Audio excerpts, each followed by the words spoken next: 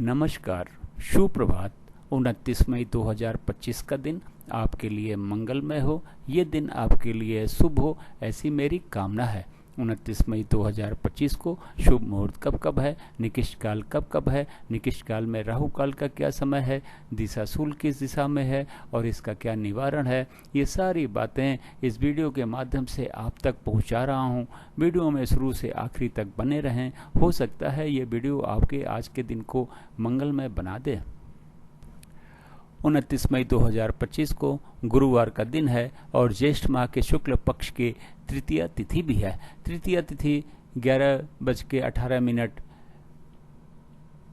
रात तक रहेगी और उसके बाद में चतुर्थी लग जाएगी। मीराचार्य ने काल को 5 भागों में बांटा हुआ है। सबसे अच्छा काल महंत काल, फिर अमृत काल, फिर वक्र काल। शून्य काल और राहु काल निकृष्ट काल है। इन दोनों समय काल में हमें कोई भी शुभ कार्य यानी कार्य नहीं करना चाहिए।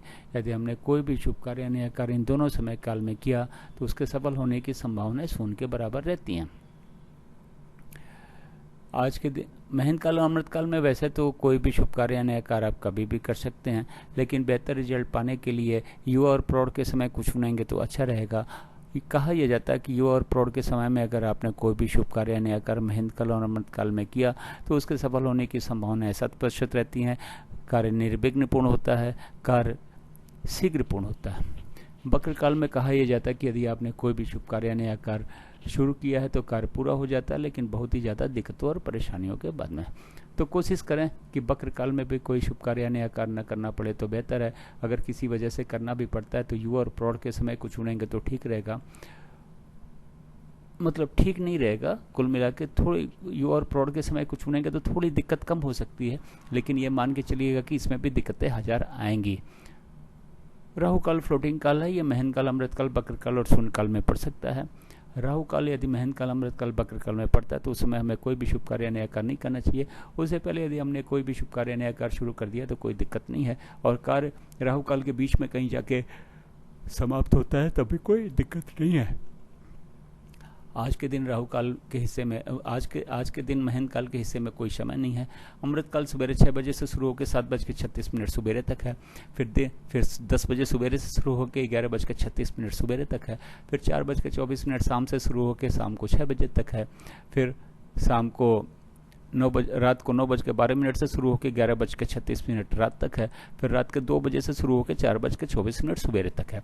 वक्र काल 7:36 सुबेरे से शुरू होकर सुबेरे 10 बजे तक है। फिर 1:12 दोपहर से शुरू होकर 3:36 शाम तक है। फिर 6 बजे शाम से शुरू होकर 9:12 रात तक है। फिर 11:36 रात से शुरू होकर रात के 2 बजे तक है। फिर 4:24 सुबेरे से शुरू होकर सुबेरे 6 बजे तक है।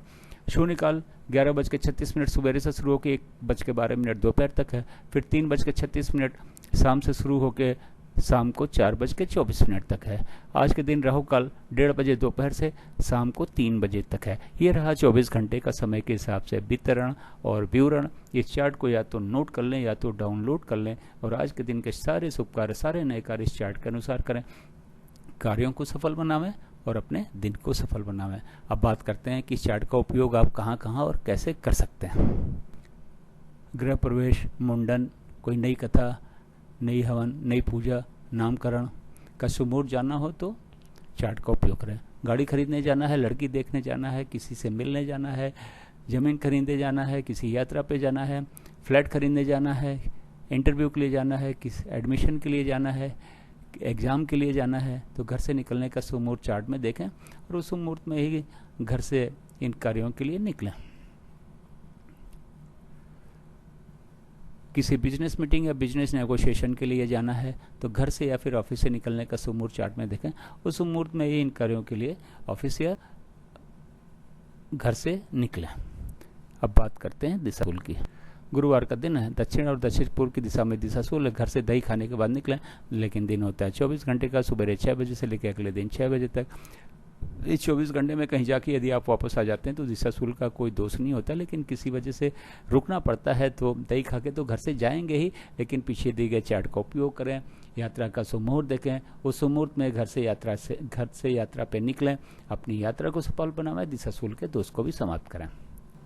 मेरे चैनल सागा ऑफ लाइफ को आपने ज्वाइन किया, इसके लिए आपका बहुत बहुत धन्यवाद। चैनल पर नए हो तो सब्सक्राइब करें, और सब्सक्राइब कर रखा है तो बेल आइकन को ऑन कर दें ताकि अगला वीडियो मैं डालूँ तो नोटिफिकेशन आपको मिल जाए।